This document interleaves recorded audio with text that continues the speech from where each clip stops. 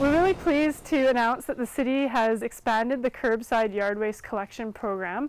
This year the program will run through until November 27th, and yard waste will be collected on the same day as your garbage and recycling day. The program allows for unlimited amounts of yard waste. They must be placed at the curbside in a strong, rigid container, clearly labeled yard waste, or in biodegradable or compostable bags labeled by the manufacturer.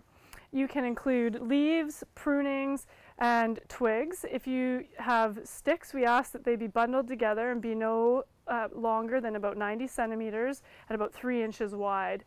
As well, the city has a yard waste drop-off center that's open year-round, Friday through Tuesday, 8:30 to 4:30, just off of Willis Road, past the Shell station.